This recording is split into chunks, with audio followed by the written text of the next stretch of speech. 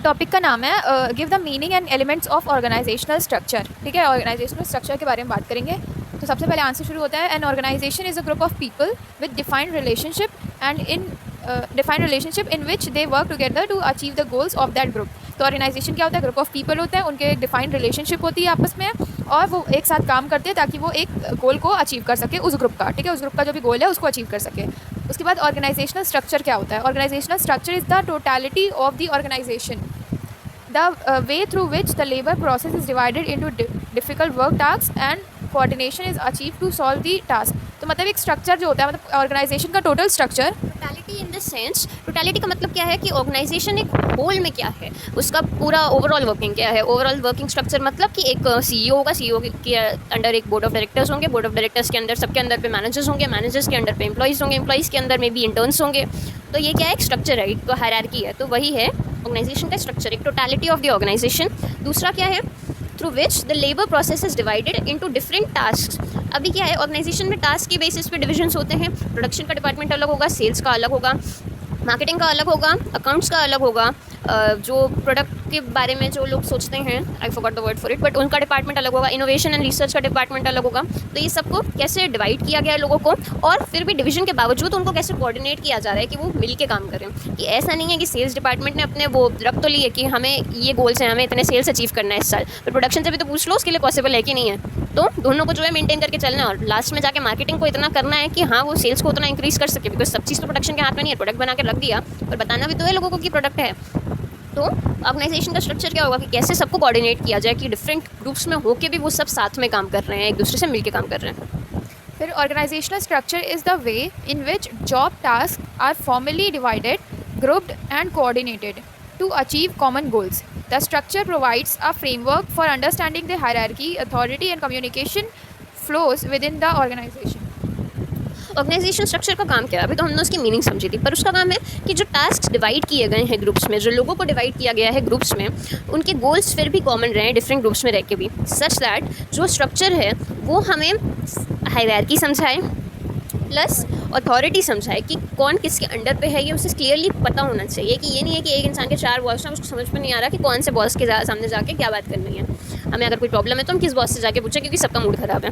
और हर कम्युनिकेशन को best increase करना है, उसकी फ़्लो को स्मूथ रख के, मतलब कि एक एम्प्लॉई को पता है कि उसके मैनेजर को बताना है, भले ही उसको मान लो एक एम्प्लॉई है, उसको जो है सेल्स हेड को कुछ इन्फॉर्म करना है, तो वो पहले प्रोडक्शन के मैनेजर को, सेल्स हेड को कुछ इन्फॉर्म करना है, सॉरी प्रोडक्शन के एम्प्लॉय को। तो प्रोडक्शन का एम्प्लॉय पहले अपने मैनेजर को इन्फॉर्म करेगा वो बात। मान लो उसने कोई प्रॉब्लम देखी है तो वो पहले अपने मैनेजर को इन्फॉर्म करेगा, एंड देन उसका मैनेजर जो है, प्रोडक्शन का मैनेजर जो है, वो सेल्स के मैनेजर से कम्युनिकेट करेगा, क्योंकि वो दोनों ये ऑन पार हैं। तो डायगोनल चलने के बजाय वो एक सीक्वेंस में चलेगा। वो पहले तो अपने सीनियर को बताएगा, एंड देन सीनियर जो है वो हॉरिजॉन्टली चलेगा, वो अपने कलीग को बताएगा जो उसके इक्वल पावर है।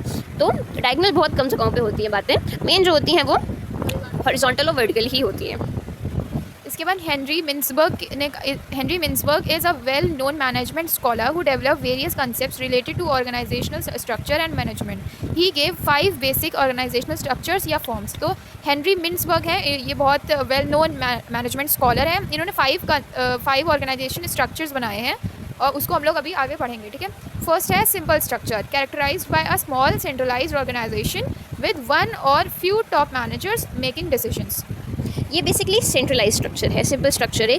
सेंट्रलाइज का मतलब है कि जो टॉप मैनेजर्स हैं, जो CEO and board of directors हैं, फॉर एग्जांपल एक बोर्ड में कितने लोग होंगे? मैक्सिमम 10 होंगे, 12 होंगे। यही लोग पूरे ऑर्गेनाइजेशन के मेजर डिसीजंस ले रहे हैं। ऑर्गेनाइजेशन में क्या नई टेक्नोलॉजी आनी है, क्या सेल्स अप्रोच हमें लेनी है, ये क्या मार्केटिंग करनी है, कैसे हमारी लीडरशिप चेंज होगी, कौन से नए एम्प्लॉइज़ लाने हैं, किस तरीके से उन्हें ट्रेनिंग देनी है, सारे डिसीजंस जो हैं वो टॉप लीडर्स ले रहे हैं एक सिंपल स्ट्रक्चर में। ये यूजुअली पॉसिबल होता है अगर ऑर्गेनाइजेशन छोटा है, और ये बहुत पहले के टाइम पे होता था ज़्यादा, क्योंकि अभी क्या है कि लोग जो हैं वो जागरूक हो रहे हैं एक तरह से। वो सभी चाहते हैं कि उन सबके जो आइडियाज़ हैं उन सबसे एटलीस्ट पूछा तो जाए डिसीजन मेकिंग के टाइम पे कि क्या करना है। इसके बाद सेकेंड पॉइंट है मशीन ब्यूरोक्रेसी। ठीक है, organisation here rely on formal rules and standardisations to coordinate task efficiently, similar to a well oiled machine. यहाँ पे ऑर्गेनाइजेशन, ये सिंपल स्ट्रक्चर क्या था? सेंट्रलाइजेशन एंड डिसेंट्रलाइजेशन पे बेस था बेसिकली, कि कितना पावर किसके हाथ में है, और टॉप अथॉरिटीज़ के पास कितना पावर है, एम्प्लॉइज़ के पास कितना पावर है। मशीन ब्यूरोक्रेसी में क्या होता है, इसमें बहुत फॉर्मल रूल्स होते हैं, एक वेल कोऑर्डिनेटेड, सबको पता है एग्जैक्टली उन्हें क्या काम करना है। उनको पता है कि अगर ये क्वेश्चन आया, ये प्रॉब्लम आई सामने, गैस लीक कर रही है, तो इस इंजीनियर को पता है कि एग्जैक्टली कौन सा वो लिवर करना है, जो भी करा जाता है, एग्जाम्पल था ये, हमें आता नहीं है। तो बेसिकली एक वेल ऑयल मशीन की तरह उन्हें कैसे मैनेज करना है। आग लगी है तो किसको इवैक्यूएशन का काम संभालना है, किसको जो है फायर अलार्म बजाना है, किसको भाग के फायर एक्सटिंग्विशर लेके आना है, किसको जो है इन्फॉर्म करना है, आगे कॉल करके मशीन्स फायर ट्रक्स बुलवानी है। सब जो है एकदम एक मशीन की तरह जो है काम कर रहे हैं, like a well oiled machine bureaucracy होती है वो। थर्ड है professional bureaucracy, highly trained professional employees who have considerable autonomy in decision making. इसका एक एग्जांपल ले सकते हैं हम लोग गवर्नमेंट एजेंसीज़, जैसे कि IAS ऑफिसर्स, IPS ऑफिसर्स। इनका क्या है कि ये प्रोफेशनल है, बहुत हाईली लेवल पे ट्रेन किए जाते हैं और इनके पास अपने फील्ड में कंसिडरेबल ऑटोनॉमी होती है। अभी अगर आप एक मान लीजिए कोई पुलिस लाइन को देखते हैं हम लोग, तो एक कांस्टेबल के पास भी कुछ ऑटोनॉमी है, उसके पास कुछ पावर्स हैं, उसको पता है कि चोर को पकड़ के लाना है तो उसको किसी से पूछने की ज़रूरत नहीं है, वो डायरेक्टली पकड़ सकता है अगर उसने चोरी होते हुए देखी या किसी ने उससे आके हेल्प मांगी है तो। उसके पास एक लेवल की ऑटोनॉमी है।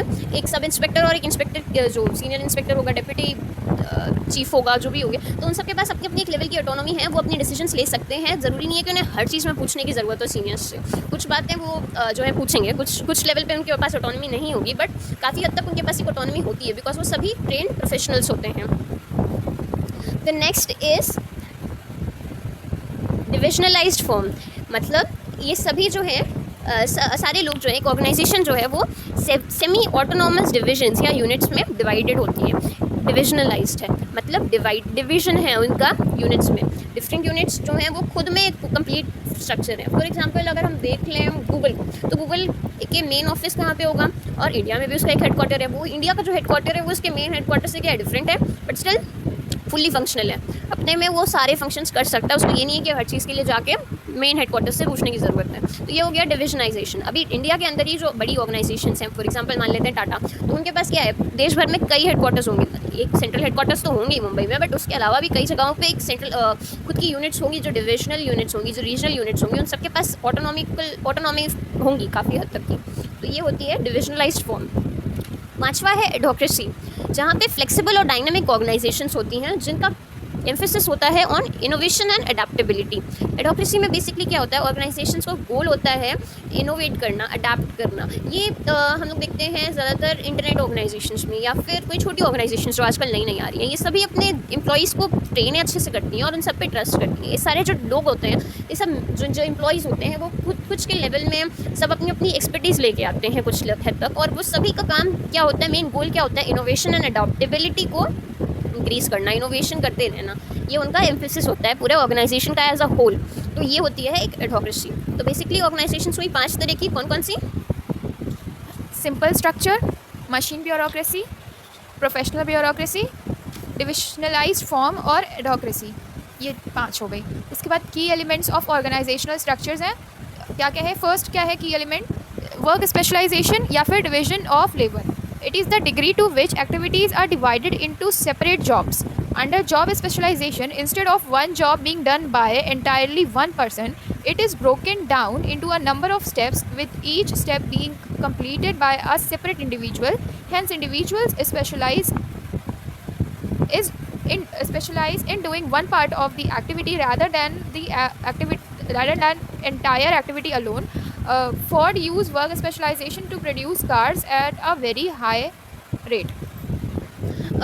ये वर्क स्पेशलाइजेशन या डिवीजन ऑफ लेबर क्या है, बेसिकली डिफाइन करता है कि एक पूरे टास्क को, फॉर एग्जांपल हम फोर्ड का एग्जांपल ले रहे हैं, तो एक पूरी कार, फोर्ड्स क्या प्रोड्यूस करते हैं, कार्स, यानी एक कार को बनाना है तो वो एक इंसान पूरी एक कार असेंबल कर रहा है, और दूसरा एक ग्रुप ऑफ पीपल हैं जो सब लोग जो है उस कार को असेंबल एक पार्ट, मतलब वो एक ही पार्ट असेंबल कर रहे हैं और वो अपना ही काम कर रहे हैं। फॉर एग्जांपल अगर सिर्फ टायर भी लगाना है तो एक इंसान है जो उसमें टायर को स्क्रूज निकाल रहा है, एक इंसान है जो टायर हटा रहा है, दूसरा लगा रहा है, चौथा जो है उस पर स्क्रूज फिट कर रहा है, पांचवा जो है वो जो उसके नीचे जैक होता है उसको हटा रहा है, तो एक होगा मान लो टेस्ट कर रहा है जल्दी से उसको करके इंजन ऑन करके। तो सबने अपना अपना एक छोटा छोटा टास्क है, और ये टास्क क्या करेगा, उनका एक तो वर्कलोड कम कर देगा कि उनको जो है एक ही काम करना है, कॉन्स्टेंटली करना है, तो वो कितनी जल्दी स्पेशलाइज हो जाएंगे। नट बोल्ट्स निकालने में उनको उनकी स्किल्स एकदम हाई हो जाएंगे टॉप पे, क्योंकि उनको पता है बेस्ट वे क्या होगा, जो एफिशिएंट होगा मोस्ट, उनका हाथ सबसे कम दर्द करे, उनका काम सबसे जल्दी हो जाए, वो सबके साथ कीप अप कर पाएँ, कोई किसी को उनके लिए रुकना ना पड़े। ये सभी काम कैसे होगा,